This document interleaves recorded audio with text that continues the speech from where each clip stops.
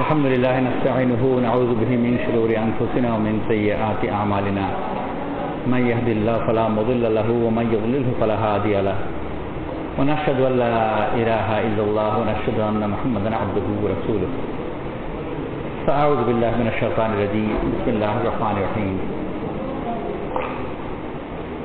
آمنوا كما آمن الناس وقال تعالى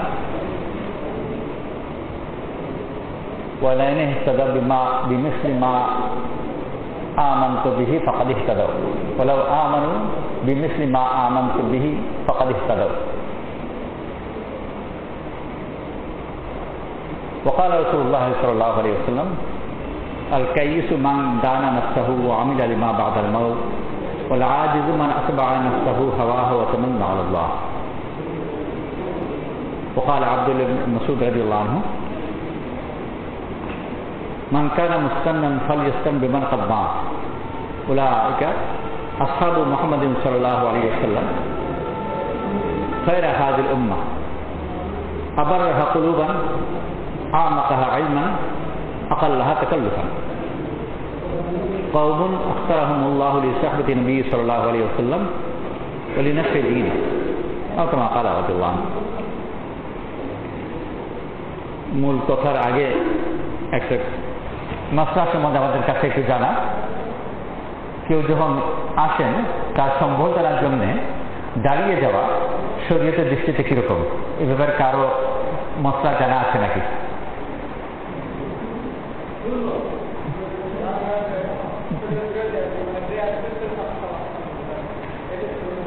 দাঁড়িয়ে যাওয়া শুদ্ধ নয় আপনার সবাই জানালেন যে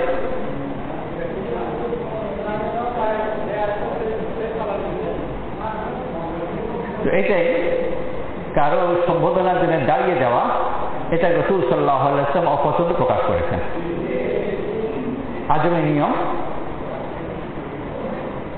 আচ্ছা দিন তো আমল করার জন্য এরকম না যে যেহেতু আমি ফাউন্ডেশনে আছি এবং ফাউন্ডেশনের প্রচলন মতোই চলি দিন পেছনে থাকলো মসজিদে গেলে দিন থাকবে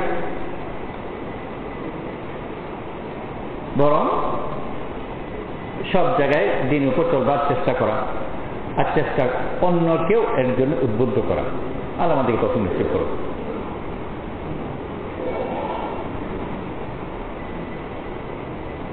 প্রত্যেক জিনিসের তার নিজস্ব উপযুক্ত পাত্র আছে ফুল যখন কেউ দেয় তো ফুলকে ফুলদানিতে রাখে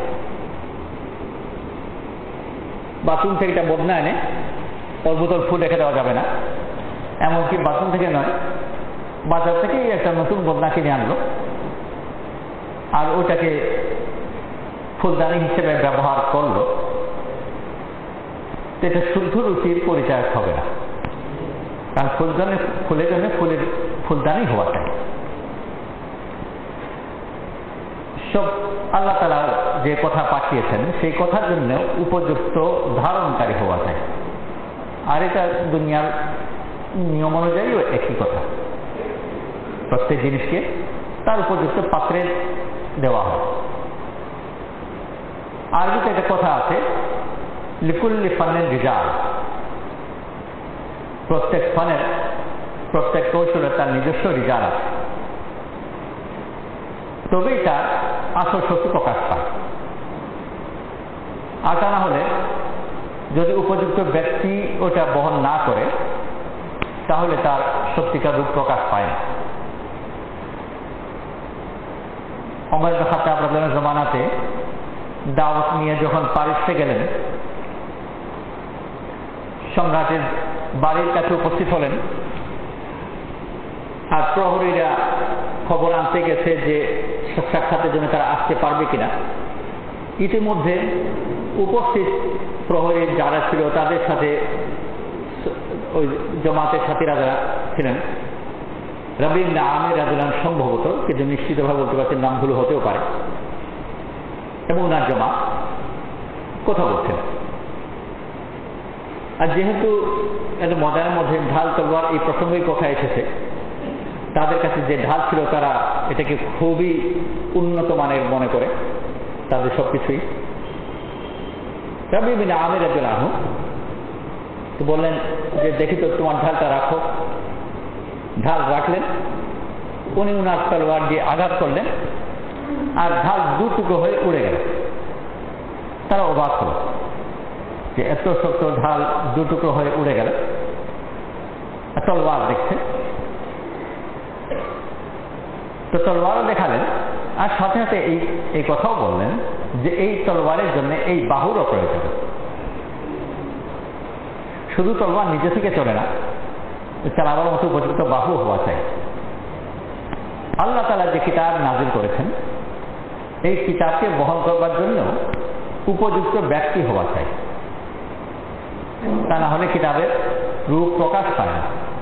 যেরকম ফুলদানিতে ফুল দিল ভালো, কিন্তু ফুলদানি ব্যবহার না করে এটা বদলা ব্যবহার করলো, তো তাতে ফুলদানির রূপ আর প্রকাশ পায় না।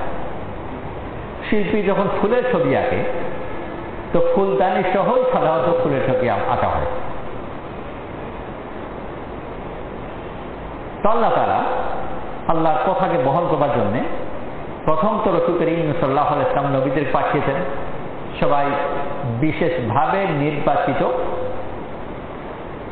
আর শুধু নির্বাচন নেই, নির্বাচন তো বটেই, এরপরে আবার আল্লাহ তাআলা তাদের খাস তারবিয়ত করেছেন, পরিপূর্ণ করে তাদেরকে দিন দিয়েছেন মানুষের কাছে পৌঁছাবার জন্য। রাসূল করিম সাল্লাল্লাহু আলাইহি ওয়াসাল্লামের পরে সাহাবারা এই দিন বহন করেছেন, আর তারাও নির্বাচিত, আর তাদেরকেও আল্লাহ তাআলা তারবিয়ত করেছেন। দুই, কারণ তারা যদি এটা উপযুক্ত বহনকারী না হন তাহলে যে দিনকে বহন করছেন দিনের রূপও প্রকাশ পাবে না। পাত্র, ফুল, ফুলদানি সবকিছু মিলেই সৌন্দর্য সম্পূর্ণ হয়। ওয়ালাকুম ফিহা জামালুন হিনা তুরিহুনা হিনা তাসরাহুন। কোন এক জায়গায় গবাদি পশু ইত্যাদি সম্বন্ধে বলেছেন যে এর মধ্যে আল্লাহ তাআলা তোমাদের জন্য সৌন্দর্য রেখেছেন। সকালবেলা যখন এগুলো বের হয়ে যায়, সন্ধ্যাবেলা যখন প্রত্যাবর্তন করে, এর মধ্যে সৌন্দর্য আছে। তো সৌন্দর্য যদি কেউ বলে যে সৌন্দর্য কিসের, গরু না সকাল না সন্ধ্যা, কিন্তু সৌন্দর্য শক্তি মিলেই। বাংলা সাহিত্যে অনেক সময় সৌন্দর্যের সাথে বিশেষ সময় ইত্যাদিকে জড়িত করা হয়, সব দেশেই করা, সব সমাজেই। যেহেতু আমরা বাংলার সাথে জড়িত, তো বাংলার কথাই বলছি। এই গধূলি বেলা ইত্যাদি বলা হয়। তো ওই সুন্দরী, কিন্তু ওই বিশেষ বেলা ওই সময় যদি না হয় তাহলে তার সৌন্দর্য প্রকাশ পায় না। তো সব অবস্থাতেই দেখা যায় যে সময়ের দিক থেকে হোক আর সাধারণ পাত্রের দিক থেকে হোক, ওইটাও মূল সৌন্দর্যের সাথে সম্পৃক্ত, আলাদা করা যায় না। দিনের জন্য দিন যেরকম গুরুত্বপূর্ণ, যারা দিনকে বহন করবে তারাও গুরুত্বপূর্ণ। আর আল্লাহ তাআলা বড়ই গুরুত্ব দিয়ে যেরকম নবীদের নির্বাচনও করেছেন আর খুবই বেশি গুরুত্ব দিয়ে তাদের তরবিয়তও করেছেন, ওরকমই সাহাবাদেরও নির্বাচন করেছেন, তরবিয়তও করেছেন। একটু যদি ত্রুটি রয়ে যায় মূলের উপর আঘাত পড়ে।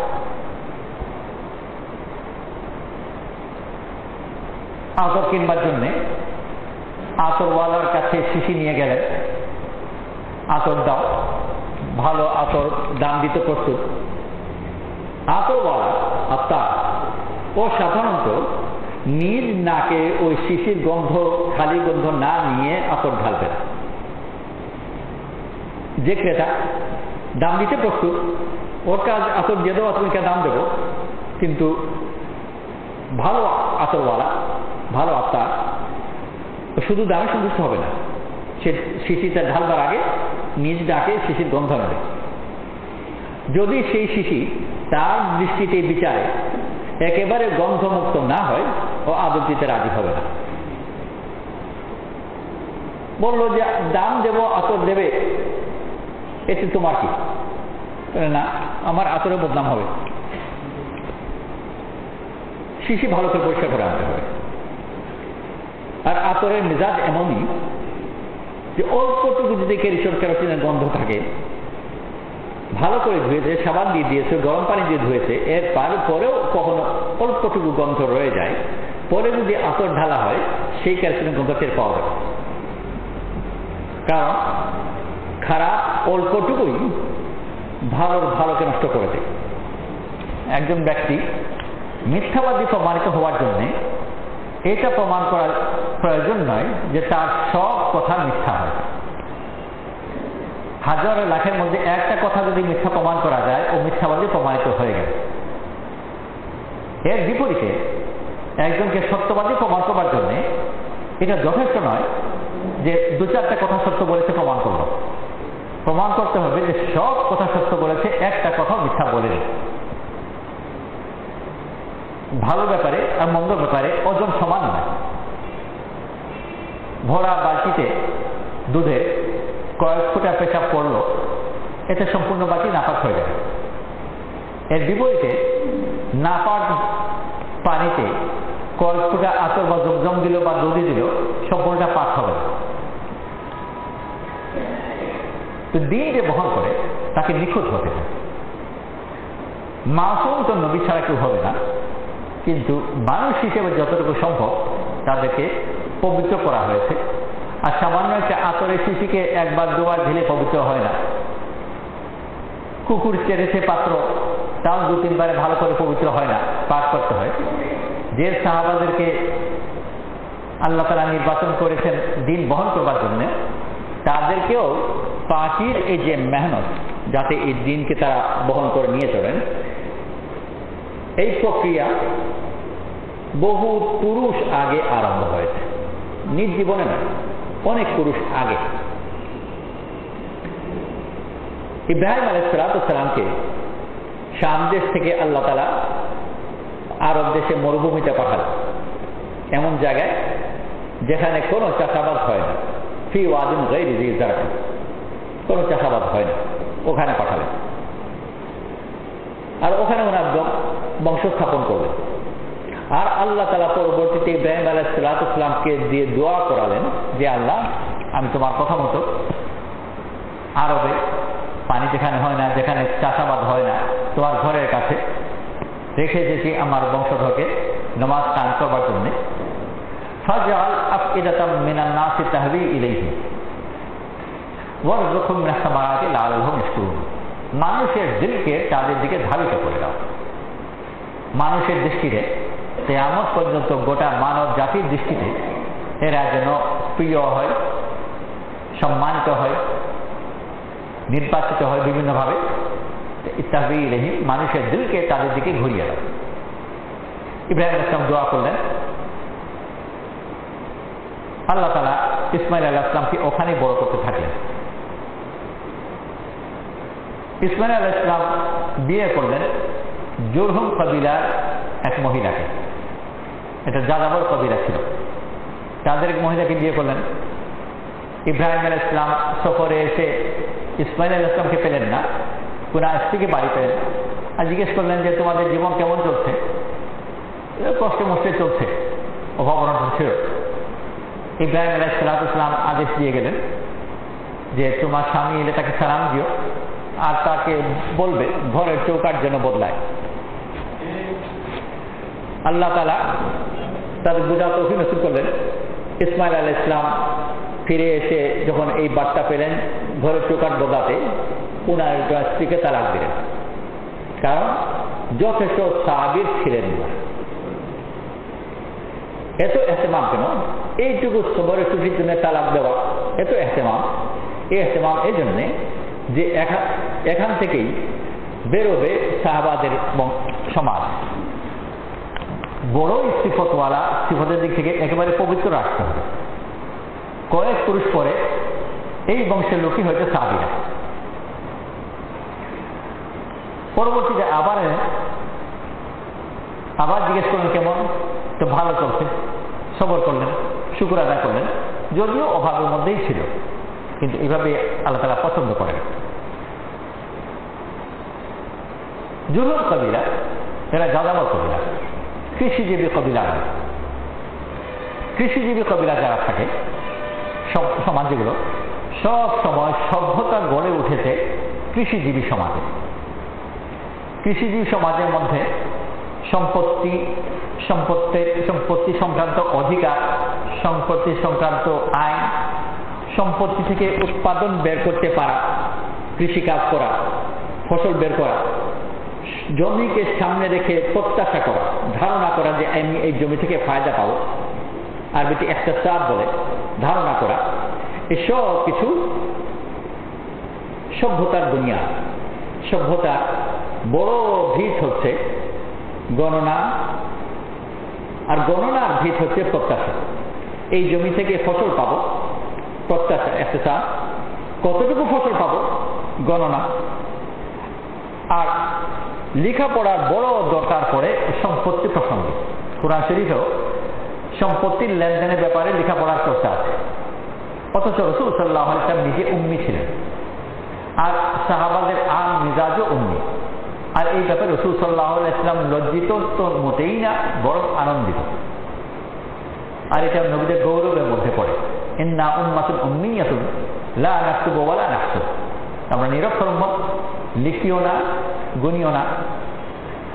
তো উম্মি উম্মত, কিন্তু সম্পদের লেনদেনের ব্যাপারে লিখার হুকুম, আর সম্পদ থেকে ফায়দা পাওয়ার ব্যাপারে গণনা প্রয়োজন।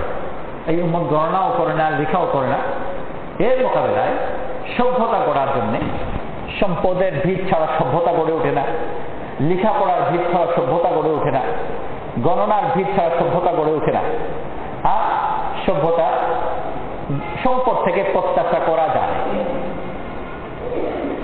এই জন্য সভ্যতার আইন সংক্রান্ত প্রধান বিষয়গুলো হলো সম্পত্তি সংক্রান্ত অধিকার। এগুলোই সভ্যতার বিশেষ উপাদান। সম্পত্তি সংক্রান্ত বিভিন্ন অধিকার, ক্রয় বিক্রয়ের আইন নিয়ম, এইসব নিয়ে সভ্যতা গড়ে ওঠে। আল্লাহ তাআলা ইব্রাহিম আলাইহিস সালামকে এমন জায়গায় পাঠালেন যেখানে সম্পদও নেই, প্রত্যাশাও নেই, সম্পদে কিছুই আসছে না। ফলের জন্য দোয়া করলেন, ওয়ারযুকহুম মিনাস সামারাতি লাআল্লাহুম ইয়াশকুরুন। কিন্তু ওই ফলের পেছনে কোনো ধরনের কোনো প্রত্যাশা নেই যে এই জমি থেকে, এই গাছ থেকে ফল আসবে, কিন্তু মরুভূমির মধ্যে কোথাও কোথাও পাওয়া যাবে না। তো সভ্যতার যে ভিতের উপর গড়ে ওঠে সম্পদের অধিকার, সম্পদ সংক্রান্ত আইন, সম্পদ থেকে প্রত্যাশা করা, এই যে ধারণা করা, প্রত্যাশা করা, আশা করা, এটা মনের দিক থেকে সভ্যতা বড় বুনিয়াদ।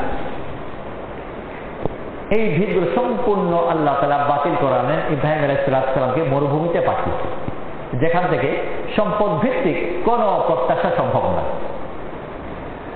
আর সম্পদ ভিত্তিক প্রত্যাশাকে সম্পূর্ণ বাদ দিয়ে দিলকে পাক করতে হয় তাওয়াক্কুলের মিজাজের উপর।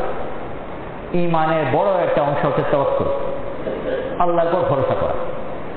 আর সভ্যতার বড় একটা ভিত হচ্ছে সম্পদ ভিত্তিক ইহতিসাব, যে কোনো সভ্যতার মধ্যে আইন কানুন আছে, আর বিচার আদালতের মধ্যে যদি যাওয়া যায়, বিচারের মধ্যে বড় অংশ পাওয়া যাবে জমি সংক্রান্ত। দুই পক্ষ যারা জমি নিয়ে লড়ছে, বিচার চায়, তারা মাটি কেউই খায় না, খায় ওখান থেকে ফসল। কিন্তু লড়ছে মাটির জন্য, এই যে মাটির এত কদর, এই কদর তার প্রত্যাশার সাথে জড়িত, কিন্তু মাটি থেকে ফসল আসে। আল্লাহ তাআলা একেবারে ভিন্ন কথার উপর উঠাতে যান, ওয়াফিস সামাই রিজকুকুম, তোমাদের রিজক আসমানে। এটাই যদি মানুষ জানে, তাহলে জমির জন্য মোকদ্দমা করবে না, আসমানের টুকরার জন্য করতে পারে, যে আমার আসমানের টুকরা অমুক নিয়ে গেছে, আমি সেটা দখল চাই, এটার জন্য মোকদ্দমা হতে পারে। জমির জন্য মোকদ্দমা হবে না, কারণ সে তো বিশ্বাস করে তার রিজক আসমান। আল্লাহ তাআলা সাহাবাদেরকে পাঠাচ্ছেন, তারা পরবর্তীতে এসে এই কথাও যেন মানুষের কাছে পৌঁছান যে জমিতে ফসল রিজক আসে না, রিজক তো আসমানে আসে, কারণ আল্লাহ তাআলা তো এই কথা দিয়ে পাঠিয়েছেন। এমন কওম হতে হবে, এমন ব্যক্তি, এমন জাতি, সে নিজে এই কথাকে মানে। আর তা না হলে আমি তো বিশ্বাস করি না, কিন্তু তোমাদেরকে বলছি এটা দিনের মিজাজ নয়, নিজেও ওই কথাকে মানা আর তার নিজের জীবন দিয়ে প্রকাশ করা। তো আল্লাহ তাআলা তাদেরকে ওই কথার উপর উঠিয়েছেন। বহু আগে থেকে তাদেরকে এই মরুভূমিতে তাদের লালন পালন করা হয়েছে, আর যাযাবর জাতীয়, একেবারে যাযাবর নয়, কিন্তু কিছুটা যাযাবর জাতীয় মিজাজের উপর। কারণ চলাফেরা যারা করে তাদের মন প্রশস্ত হয়, আর মনের চিন্তা ফিকির সংকুচিত হয় না। নবীদের ইতিহাসের মধ্যে জানা যত আছেন, কৃষিজীবী কোন নবী পাওয়া যায় না। নবীদেরকে পাওয়া যায় রাখালের পেশাতে, ব্যবসার পেশাতে। কৃষিজীবী পেশার মেজাজ ভিন্ন, একটা নির্দিষ্ট জমির মধ্যে তার চিন্তা কল্পনা সীমিত। এর মোকাবেলায় রাখাল খোলা ময়দানে চলে, আর তার চিন্তা ওরকম খোলা ময়দানে থাকে। ব্যবসায়ীরাও খোলা ময়দানে চলে, নির্দিষ্ট কোনো ফসল গণনার মধ্যে আসে না, কখনো লাভ হবে কখনো ক্ষতি হবে, কোনো ঠিক নেই। নবীদেরকে আল্লাহ তাআলা কৃষি জীবনের মধ্যে আবদ্ধ করেনি, কারণ কৃষি জীবনে আবদ্ধ মানুষ তাদের মন ছোট হয়ে যায়। তাদের চিন্তা পেশার দিক থেকেও তার খোলা ময়দানে বড় করেছেন, আর অনেক ক্ষেত্রে নবীদেরকে আল্লাহ তাআলা বড় করেছেন পরিবেশের দিক থেকেও। মরুভূমির মতো জায়গায় যেখানে যেদিকে তাকায় দূর দিগন্ত পর্যন্ত দেখা যায়, নজর প্রশস্ত হয়, ওরকম পরিবেশের মধ্যে রাখা হয়েছে। উটের ওরকম মিজাজ।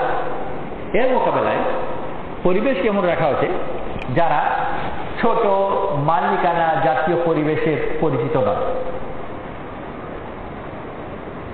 মুসলমানদের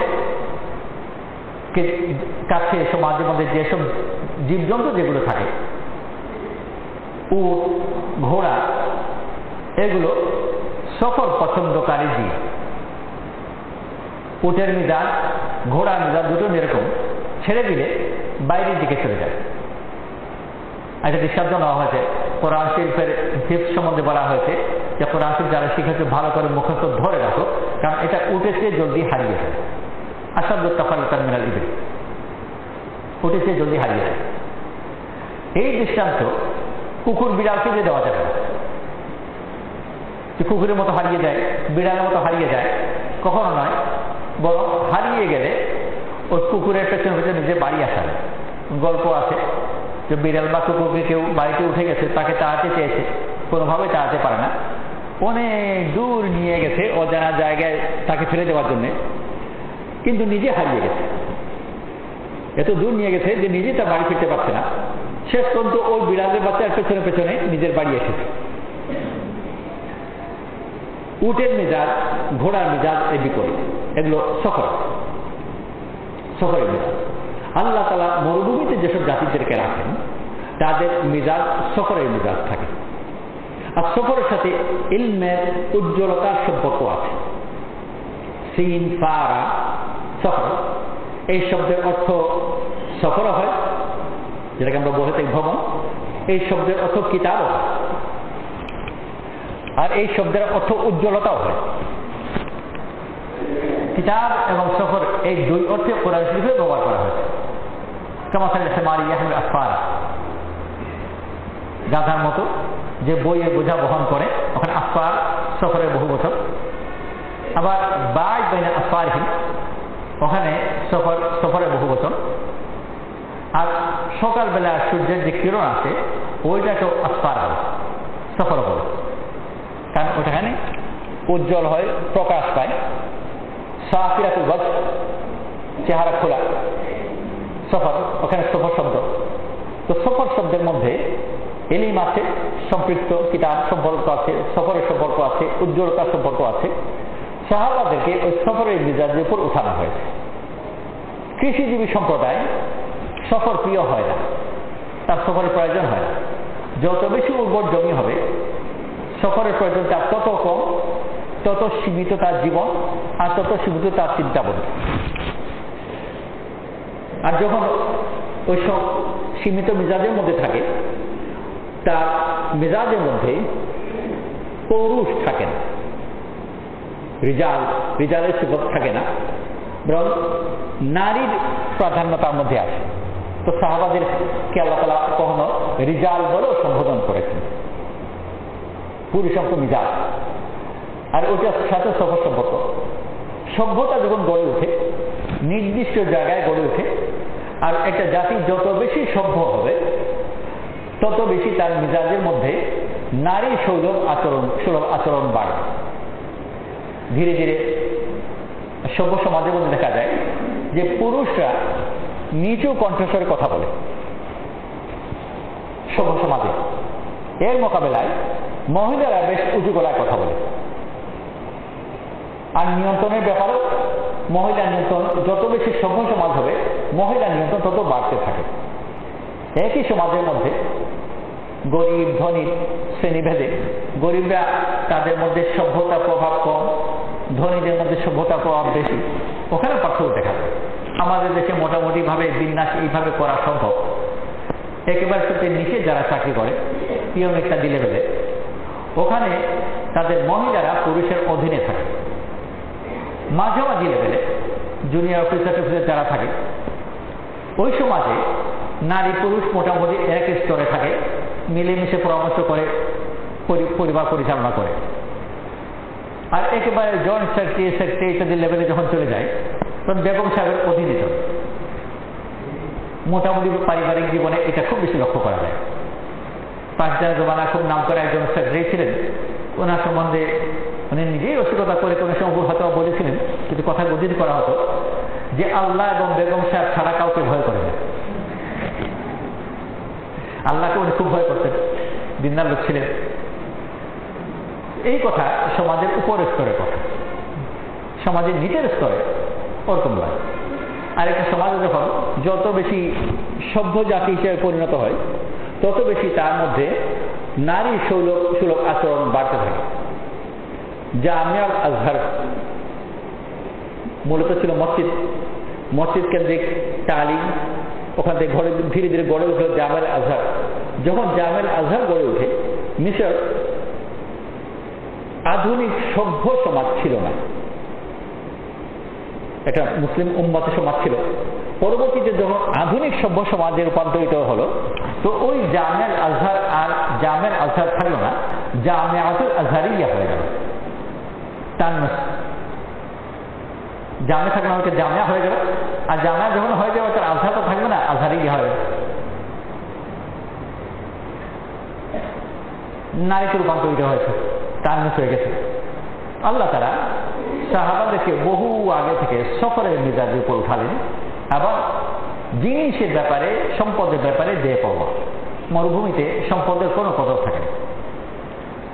আর আরবের এমন সমাজ ছিল, রাসূল সাল্লাল্লাহু আলাইহি ওয়াসাল্লাম যখন আসেন মক্কা সমাজের মধ্যে, তাদের সামাজিক মর্যাদার সাথে সম্পদের সম্পর্ক ছিল না ইসলামের জাহিলিয়াতেও। বর্তমান দুনিয়াতে যারা ধনী তারা সম্পদশালী ধনী, আর এরা সমাজের প্রধান, এদেরকে লোকে দেখে চলে। এদের মতামতের গুরুত্ব বেশি দেয়। ওই একই ব্যক্তি গরিব ছিল, কেউ তার মতামতের মূল্য দিত না। ধনী হয়ে গেছে, এখন তার মতামতের দাম বেড়ে গেছে, সব ব্যাপারে সে মতামত দেয়, ফতোয়া দেয়। গরিব ছিল, ফতোয়া দিত না, কেউ তার ফতোয়া নিত না। এখন ধনী হয়ে গেছে, ওই অটোমেটিক্যালি যথেষ্ট সম্পদের কারণে মুক্তির অধিকার অনেকটা পেয়ে গেছে, আর সমাজ লোক তার কথা মেনেও না। কিন্তু আইয়ামে জাহিলিয়াতে যদিও দিন তাদের কাছে ছিল না, কিন্তু এই জিনিস ছিল না। পরে বড় প্রভাবশালী মর্যাদাশালী গোত্র ছিল, কিন্তু ধনী গোত্র ছিল না। বনু হাশিম অত্যন্ত মর্যাদাশীল পরিবার, কিন্তু ধনী পরিবার না। আর এই ধন না থাকার কারণে তাদের মর্যাদা কিছু কমেনি, কারণ আইয়ামে জাহিলিয়াতেও তারা ধনের মর্যাদা করত না, আর অন্যান্য জাতিরা জানত। রুস্তুমের কাছে যখন দাওয়াত নিয়ে গেছেন মুগীরা বিন শুবা রাদিয়াল্লাহু আনহু অথবা রাবিয়া বিন আমির রাদিয়াল্লাহু আনহু, ইনারা ছিলেন, ইনাদের জামা কাপড় একেবারে নিম্নমানের ছিল। চাদর মাল কাঁধে ঝুলানো, জুতো কোনো ভালো নয়, তলোয়ারের খাপও কোনো ভালো নয়।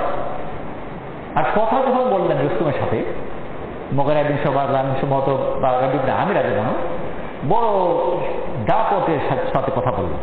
জিজ্ঞেস করলেন, কেন এসছো? আমরা এসেছি তোমাদের দেশ দখল করতে, তোমাদেরকে শেষ করে দিতে, তোমাদের নারী পুরুষকে দাসী বানাতে। এই ব্যাপারে কোনো সন্দেহ নেই। নিশ্চয়তার সাথে কথা বলেন। রুস্তুম প্রকাশ করতে চাইল না, কিন্তু মনে মনে বড় ভয় পেল। ইনারা চলে আসার পরে রুস্তুমের সমাজ যারা মন্ত্রী যারা ছিল, তারা রুস্তুমকে বললো যে এরা ছিঁড়া জামা পরা লোক, চাদর গায়ে দেওয়ার লোক, জুতো নেই, আর তুমি এদের কথা ভয় পেয়ে গেলে। রুস্তুম তার উত্তর বলেছিল যে তোমরা জানো না যে আরবরা তাদের সম্পদকে কদর করে না, তাদের বংশমর্যাদা কি কদর করে। তো পারস্যরা তারা জানত, আর সম্পদে কোনো মুতাআসির হতো না।